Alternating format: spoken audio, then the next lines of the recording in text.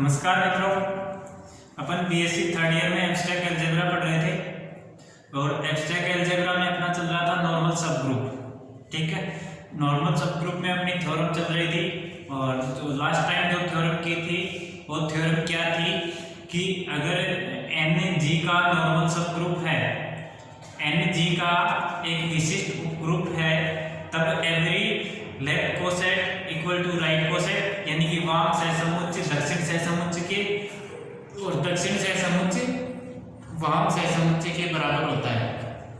ठीक है, ये हमने प्रूव किया था। आज जो नेक्स्ट थ्योरम है वो अपनी थ्योरम है कि एन जी का नेक्स्ट नॉर्मल सब ग्रुप है, एन है वो जी का नॉर्मल सब ग्रुप है, तो दो दक्षिण सहसमुच्चय जो एन ए और एन बी जो जी राइट कोसेट है, तो दो दक्षिण सहसमुच्चय का गुणन दक्षिण सहसमुच्चय होता है और दो वाम सहसमुच्चय का गुणन वाम सहसमुच्चय, यानी कि दो लेफ्ट कोसेट का गुणनफल लेफ्ट कोसेट होता है और जो दो राइट कोसेट का गुणनफल राइट कोसेट होता है। तो ये हमें आज प्रूव करना है। ठीक है, तो इसके लिए अपन प्रूव करेंगे। देखिए,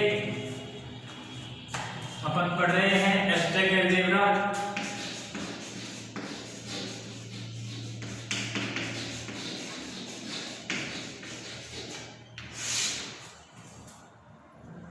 और थ्योरम नंबर है 5।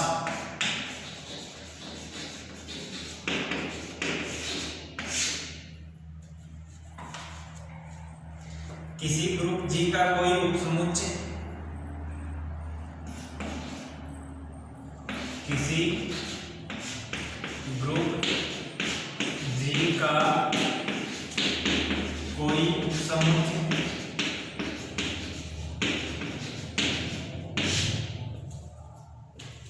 एन एक विशिष्ट उपग्रुप होता है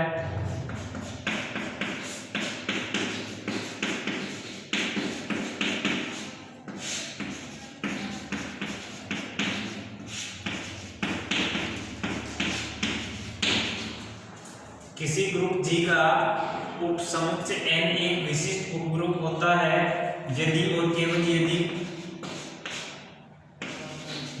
और केवल यदि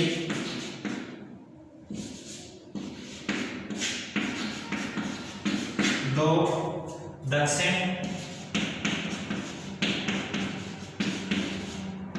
या ब्रैकेट में लिखो वाम सहसमुच्चय का गुणन दक्षिण सहसमुच्चय का गुणन दक्षिण और वाम सहसमुच्चय का गुणन वाम सहसमुच्चय होता है। दो दक्षिण या वाम सहसमुच्चय का गुणन एन का एक दक्षिण या वाम सहसमुच्चय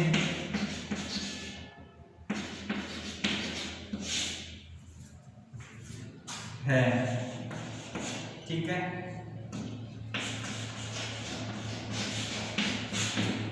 प्रूफ देखिए। एन जी का नॉर्मल सब ग्रुप है, एन जी का विशिष्ट उप ग्रुप है, तब हमें एन ए और एन बी दो इसके राइट कोसेट हैं। ठीक है, एन ए और एन बी इसके दो राइट कोसेट। करना क्या है, करना क्या चाह रहे हैं, एन जी का नॉर्मल सब ग्रुप है, तब हमें प्रूव करना है कि दो राइट कोसेट का गुणन अगेन राइट कोसेट होता है, दो लेफ्ट कोसेट का गुणन अगेन लेफ्ट कोसेट, यानी कि दो वाम सहसमुच्चय का गुणन वाम सहसमुच्चय और दो दक्षिण सहसमुच्चय का गुणन दक्षिण सहसमुच्चय होता है, और ये हमें प्रूव करना है। तो देखिए, एन ए और एन बी दो राइट कोसेट हैं, तो इन दोनों का गुणन करेंगे तो एन ए एन बी आएगा। ठीक है, एन ए एन बी आएगा। ठीक है, अब देखो एन ए एन बी आएगा, अब बीच वाले ए एन बी। ठीक है, ये है। अब ये दो बीच के दो मेंबर हैं, एन है एन ए एन बी। अब नॉर्मल सब ग्रुप है तो ए एन बराबर क्या होता है, एन ए होता है। लेफ्ट कोसेट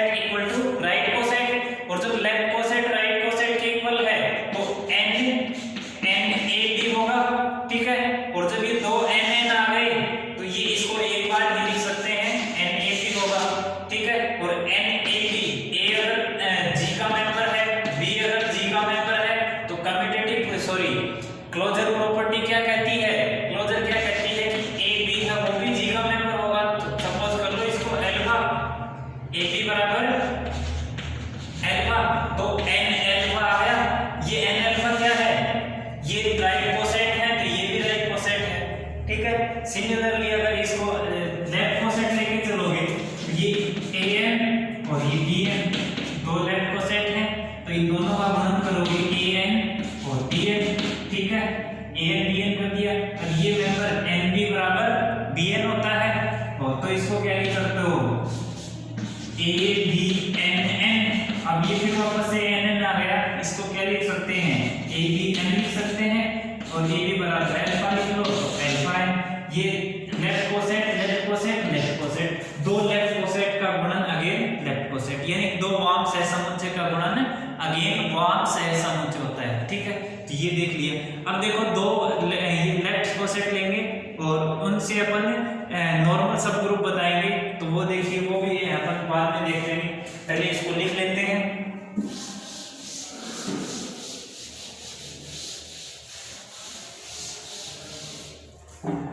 तो देखिए करना क्या है, माना जी एक विशिष्ट उपग्रुप, माना n जी का एक विशिष्ट उपग्रुप है, माना n जी का एक विशिष्ट उपग्रुप है, n है वो जी का एक विशिष्ट उपग्रुप है और a और b दो जी के मेंबर हैं, तो Na और Nb इसके दो राइट कोसेट होंगे, Na और Nb आर Na Nb दो दक्षिण सहसमुच्चय हैं, दो क्या हैं दक्षिण सहसमुच्चय हैं, ठीक है। ये दो दक्षिण सहसमुच्चय है, तब इनका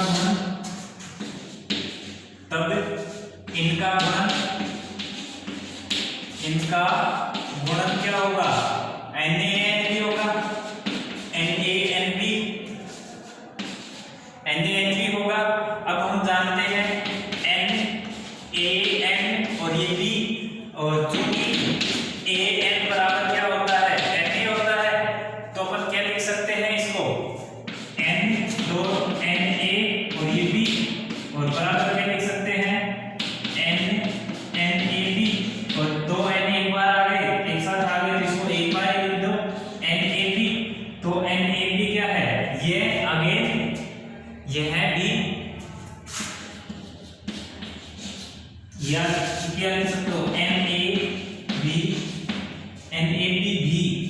दक्षिण सहसमुच्चय है।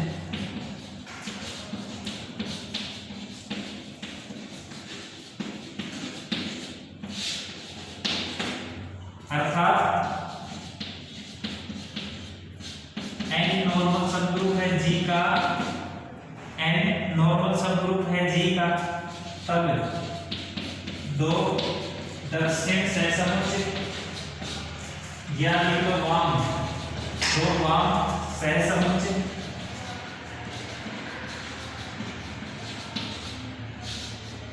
का गुणन पुनः दक्षिण या ब्रैकेट में लिख लो वाम सहसमुच्चय होता है,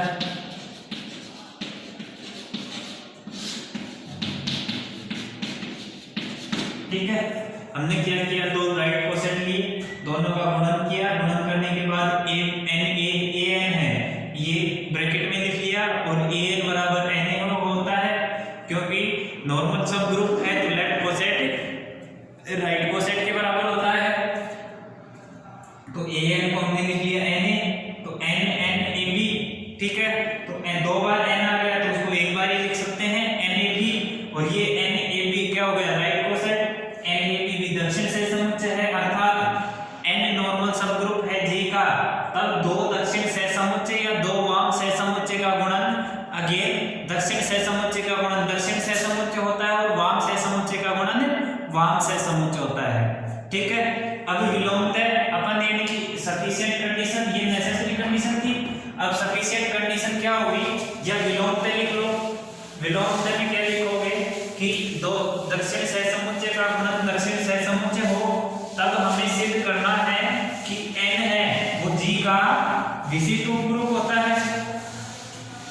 क्या लिखोगे कि यदि दो दक्षिण सहसमुच्चय का गुणन दक्षिण सहसमुच्चय है, तब हमें सिद्ध करना है कि n G का विशिष्ट उपग्रुप होता है। तो देखिए अपन लिख लेते हैं विलोमतः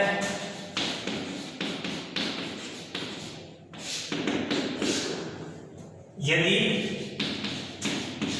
दो दक्षिण या ब्रैकेट में लिख लो वाम सहसमुच्चय का गुणन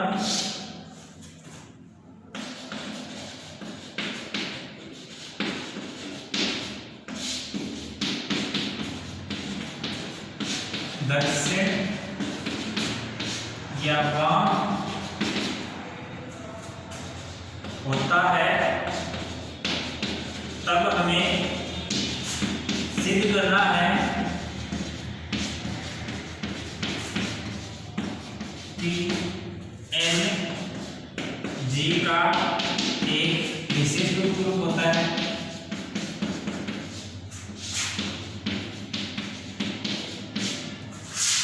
एन जी का एक विशिष्ट उपग्रुप होता है। ठीक है, हमने क्या लिखा, यदि दो दक्षिण या वाम सहसमुच्चय का गुणन दक्षिण या वाम सहसमुच्चय हो, तब हमें सिद्ध करना है कि एन जी का एक विशिष्ट उपग्रुप होता है। ठीक है, तब अब देखिए, अब हमें क्या लिखना है, for all A belongs to G के लिए एन ए तथा N A inverse N A तथा एन ए इनवर्स दो राइट को सेट है। ए बिलोंग्स टू जी के लिए एन ए तथा एन ए इनवर्स जी में एन के दो दक्षिण सहसमुच्चय हैं।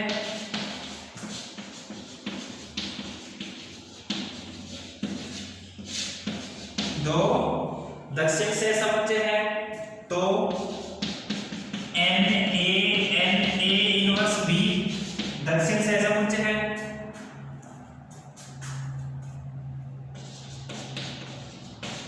दक्षिण सहसमुच्चय है, ये भी क्या है, दक्षिण सहसमुच्चय है। ठीक है, अब ए बिलोंग्स टू एन ए, अब क्या होगा, ए है वो एन ए का मेंबर है। ठीक है, तथा a inverse belongs to N A inverse a N a का मेंबर है और a inverse N A inverse का मेंबर है। तब ए डॉट ए इनवर्स किसका मेंबर होगा, एन ए इनवर्स का।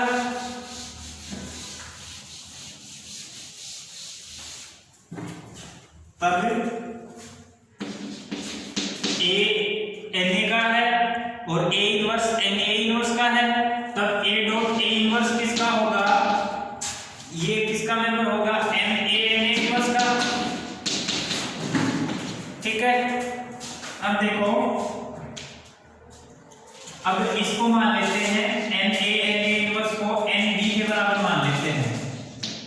ठीक है, तो यहां से ये क्या आ गया, ए इनवर्स आइडेंटिटी के बराबर होगा और आइडेंटिटी किसका मेंबर होगा, एन बी का मेंबर होगा। एन ए इनवर्स को किसका मेंबर मान लिया, ये एन बी के बराबर मान लिया, तो ए इनवर्स आइडेंटिटी के बराबर होता है और आइडेंटिटी किसके बराबर होगा, एन बी के, तो आइडेंटिटी एन बी का मेंबर हो जाएगा। ठीक है, अब देखिए, परंतु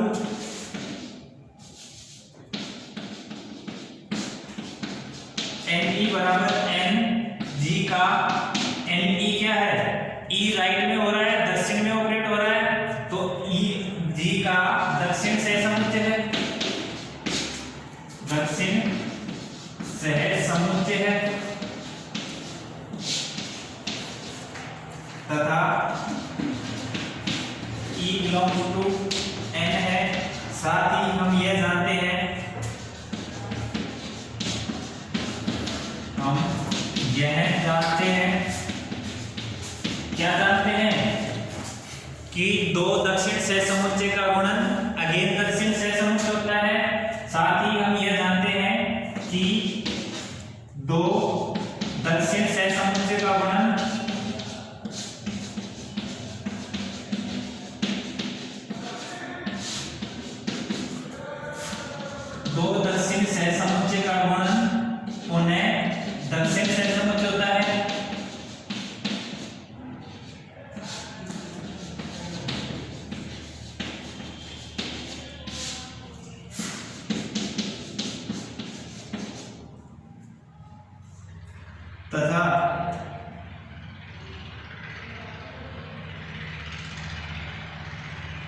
तो दो दक्षिण सहसमुच्चय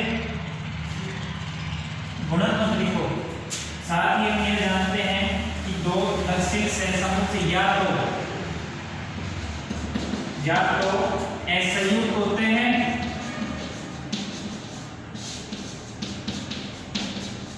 या एक समान होते हैं, एक समान होते हैं।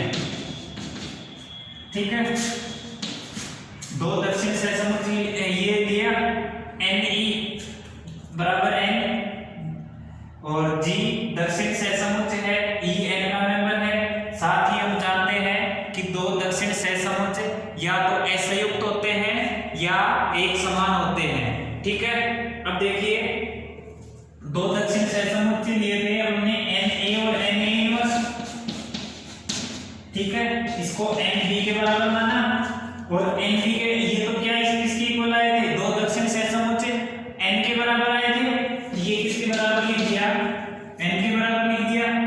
और for all A belongs to G, ये किसका, for all A belongs to G के प्रत्येक अवयव के लिए Na इनवर्स वो N के बराबर होता है। ठीक है, अब देखो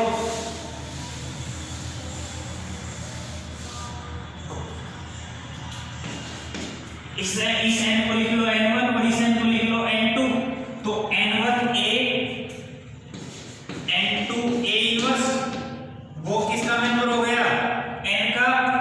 for all A belongs to G तथा N1 belongs to N1 N2। N1 और N2 अवयव है N के। ठीक है, ये N1 इस N का है और ये N2 इस N का है। ठीक है, तो यहां से हमने क्या लिखा, N1A N2A इनवर्स वो N का मेंबर है और यहां से for all A belongs to G, A तो G के सभी अवयवों के साथ, G के सभी अवयवों के साथ N1A N2A इनवर्स है वो N का मेंबर आएगा, N का मेंबर आएगा। For all A belongs to G तथा N1 N2 N का मेंबर है। ठीक है, अब अपन क्या करेंगे, N है वो G का विशिष्ट उपग्रुप है, N G में विशिष्ट उपग्रुप है,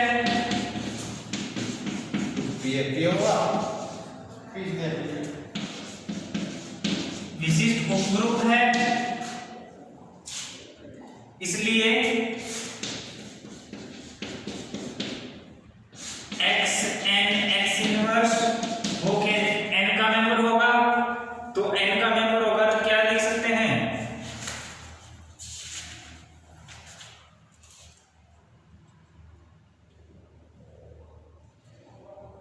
ये तो प्रूफ करना है अपने को, N G का विशिष्ट, ये तो प्रूफ करना है।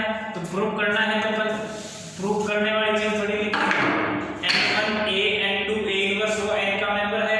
तो अपन क्या लिखेंगे, यहां से देखो A N2A inverse A G का मेंबर है। तो नॉर्मल के लिए अपन क्या करते हैं, G इनवर्स को किसका मेंबर बता देते हैं, N का बताते हैं। तो अपन यहां से क्या करेंगे, A तो G का मेंबर है, यहां से G तो G का मेंबर होता है और N का मेंबर होता है। या देखो A है वो G का मेंबर है और N2 N का मेंबर है।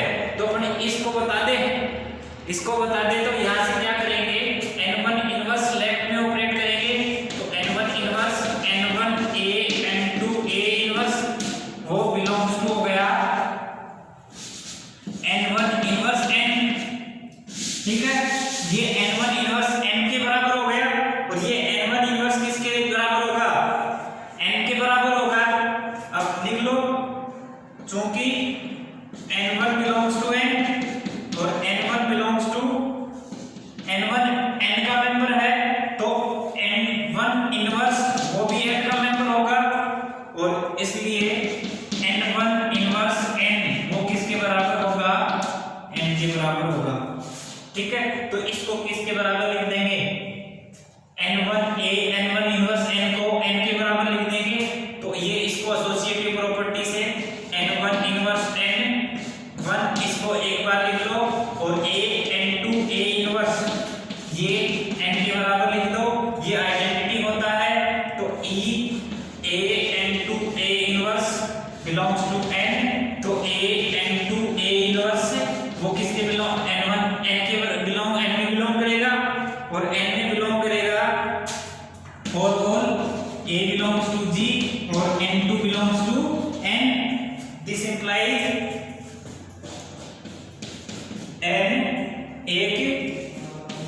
विशिष्ट उपग्रुप है, एन क्या है विशिष्ट यानी कि नॉर्मल सबग्रुप है,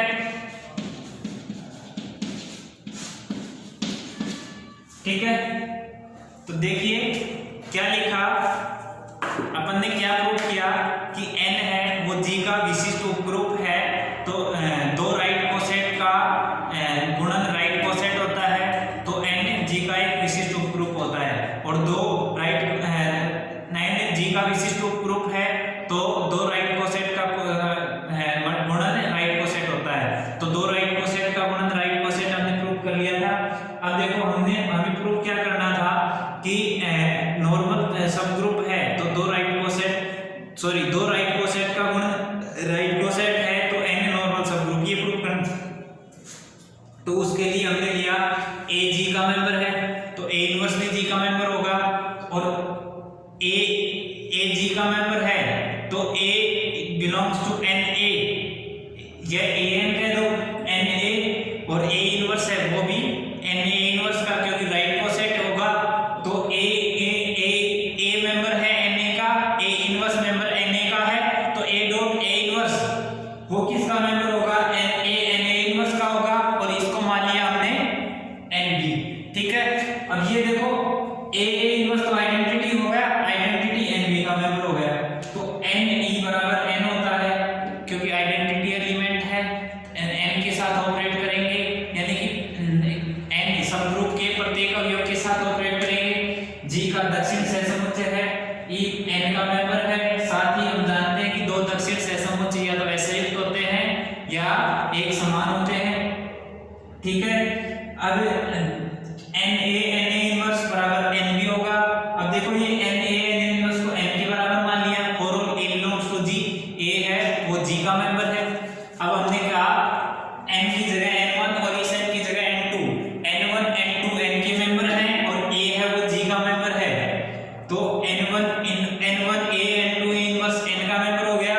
हमें देखो अब प्रूफ क्या करना है, n को नॉर्मल सबग्रुप बताना है, विशिष्ट उपग्रुप बताना है, तो विशिष्ट उपग्रुप बताने के लिए g इनवर्स को g का n का मेंबर बताते हैं, तो g ग्रुप का एलिमेंट होता है, तो यहाँ a है वो ग्रुप का एलिमेंट है, n2 n का मेंबर है, तो a n2 a इनवर्स को n का मेंबर बता दे, तो यहाँ लेफ्ट साइड में ये n1 एक्स्ट्रा आ रहा है, n1 एक्स्ट्रा है, तो इस n1 को एलिमिनेट करना है, एलिमिनेट करने के लिए n1 इनवर्स लेफ्ट में ऑपरेट करेंगे, तो n1 इनवर्स और n1 a n2 a inverse belongs to n1 inverse n, ठीक है।